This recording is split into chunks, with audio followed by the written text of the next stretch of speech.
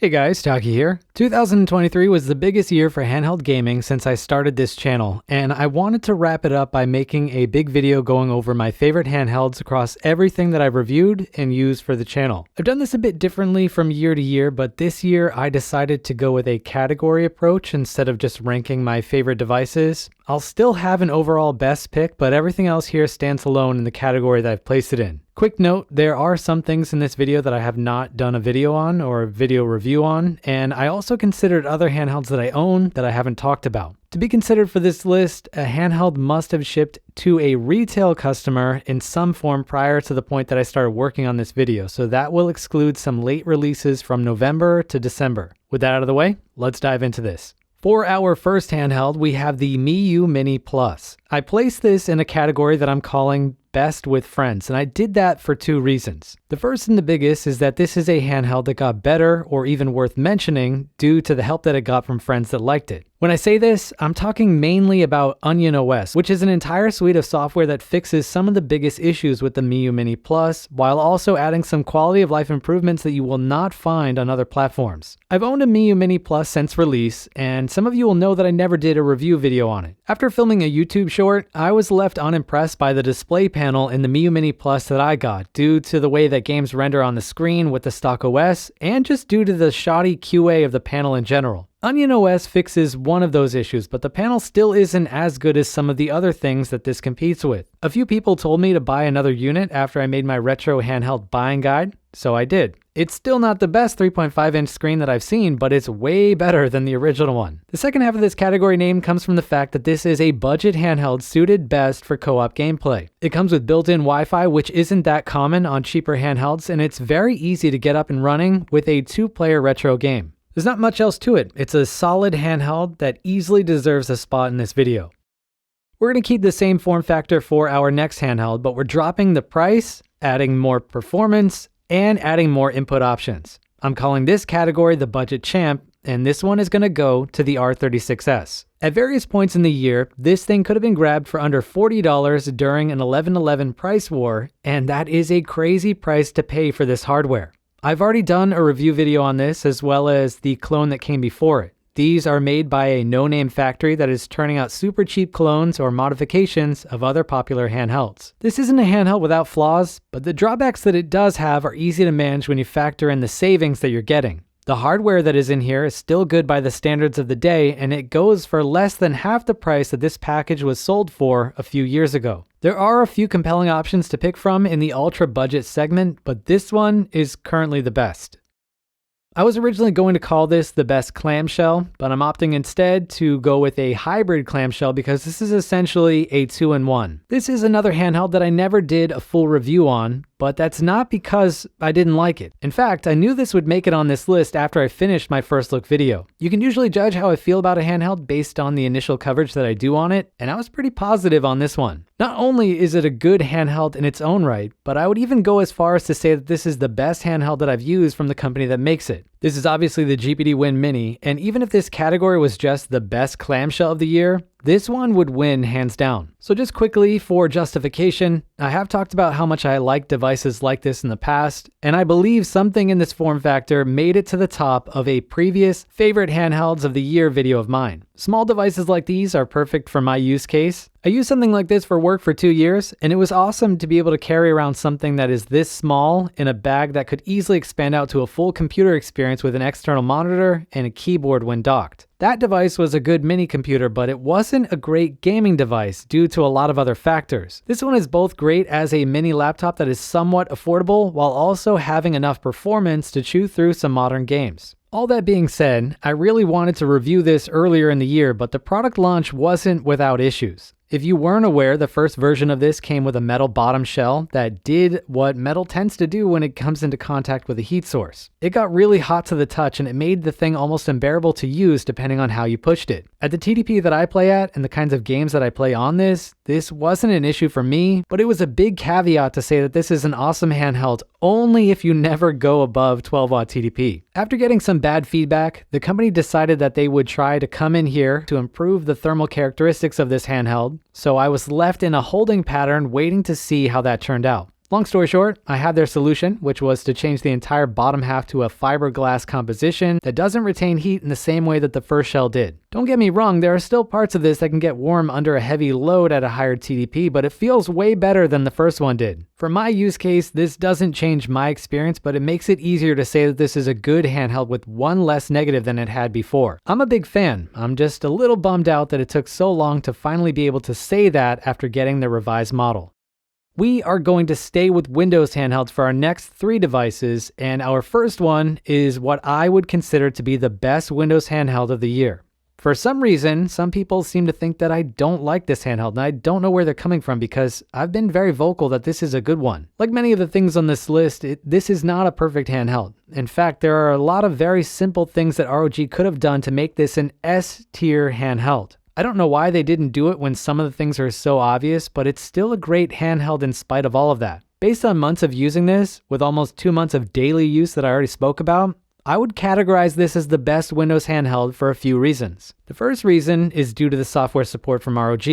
If you saw my initial impressions video on this, you know that things didn't start out that great, but the company has continued to update and refine this device. Beyond some BIOS updates for some critical things, this isn't that necessary on a gaming handheld since most of the important things are updated from other providers, but ROG's updates have brought more functionality to Ally, as well as improving the gaming experience in some instances. Just recently, they added gyro controls, and many of the updates that they've added to this have gone a long way to make this a compelling gaming platform. It's still not as great as SteamOS, but it's better than what other companies are offering for their devices. Second reason is due to the fact that this is the best overall screen in a Windows handheld. There are other handhelds that have high refresh rate panels with good color reproduction, but Ally is the only one that has a VRR display. It is a big deal and has raised the barrier to entry for other handhelds that hope to compete in this market. The last reason is due to the thermal performance of Ally. This is kind of controversial because some people had broken SD cards due to the mechanical design of Ally and how aggressively ROG tuned the fans in this, but I haven't had any of those issues on either of the units that I've owned. At the TDP ranges that I use on my Ally,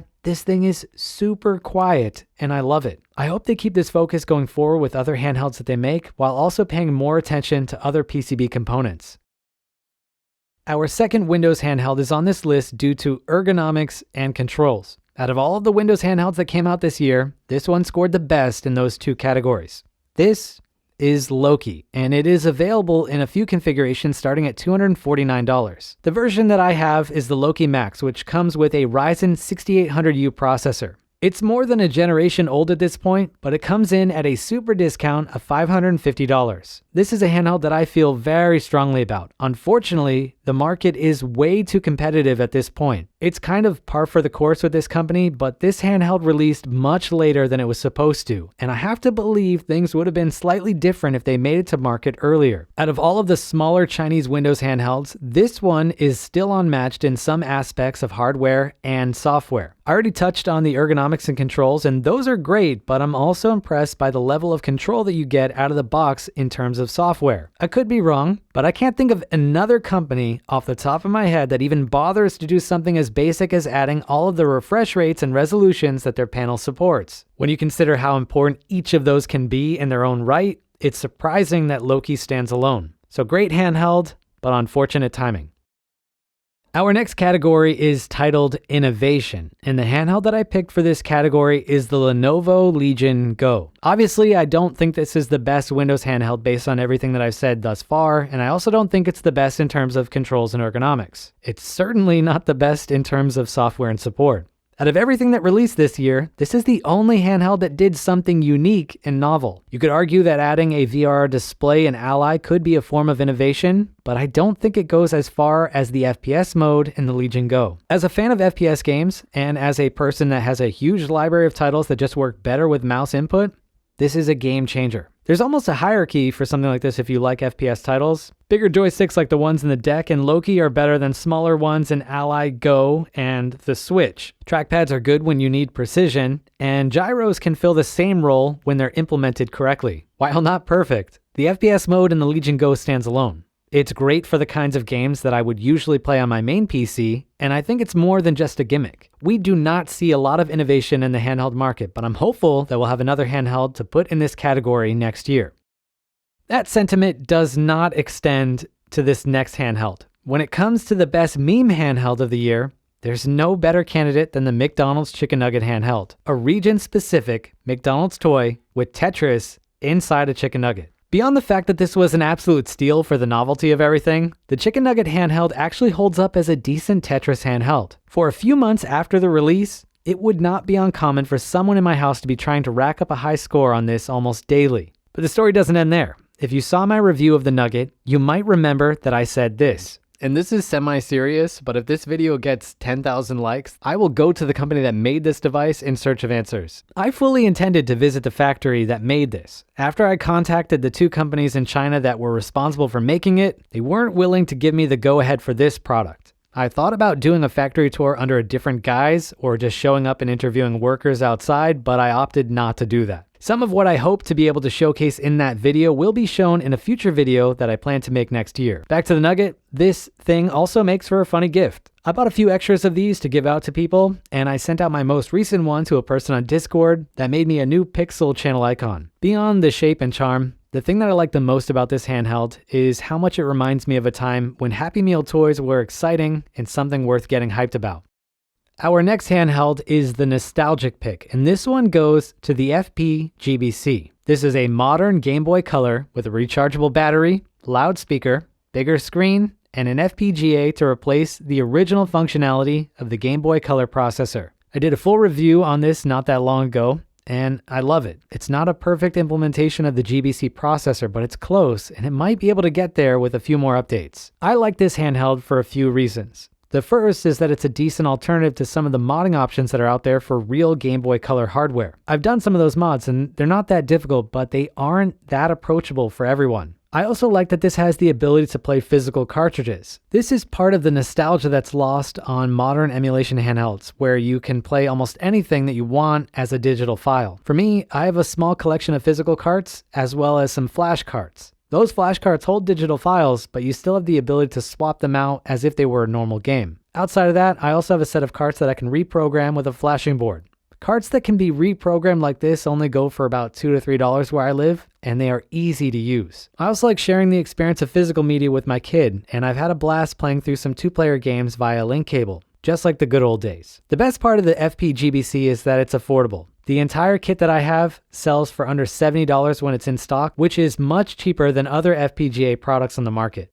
We're getting close to the end of this, but let's finish strong. I went back and forth with picking a category for this handheld, and I think I've settled on a decent one. For the best ARM Linux handheld, we have the RG35XX Plus. I have to preface this section by defining what I mean by best. In terms of performance, this is not the best ARM Linux handheld of 2023. That would probably go to the RGB 10 Max 3 Pro. If we expand this to include price, controls, software, and build quality, the RG35XX Plus is a suitable candidate. If you saw my review of this, you'll know that this is a handheld that I like. I would go as far as to say that this is probably the best handheld that the company made in a long time. I buy every handheld that this company makes, but I don't film all of them for one reason or another. If you have your finger on the pulse for the handhelds that they release, you might be led to believe that everything they touch is amazing, but that is not the case. A lot of their stuff lately has been lackluster, either from a price to performance ratio, bad software, or bad hardware. This one has good hardware, decent software, and a reasonable based price based on the total package and the hardware costs. It lives up to the hype, and it's a decent successor to the successful original.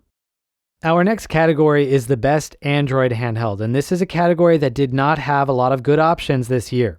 We had a lot of hyped up Unisoc stuff that was either too expensive for what it offered or was just plain forgettable. Rockchip handhelds that were also too expensive with low performance, as well as a mix of MTK and Snapdragon handhelds that were either too expensive or too little too late. In the case of Udon 2, best is defined by price, controls, software, and build quality. Now, the elephant in the room is this is obviously a handheld that I've never filmed on this channel, despite a lot of people asking me where my Udon 2 videos are. There's a very good reason for that, but discussing that isn't something that I want to do, so I opted instead to wait until the company successfully shipped out their IGG obligations before I covered this at all. Based on my good faith assessment, they have just about wrapped up IGG shipments. Because I've never talked about this handheld in a video, this section is going to be a longer one. The Odin 2 is nominally a Snapdragon 8 Gen 2 handheld that was marketed with the price of $299. Even though that's a super cheap price to pay for this hardware, from what I can see, most people paid $370 or $460 for the Pro or Max SKU. This could be due to a lot of things, from wanting more built-in storage or FOMO of not having enough RAM to emulate more Switch games. The Odin 2 that I have is the Max variant.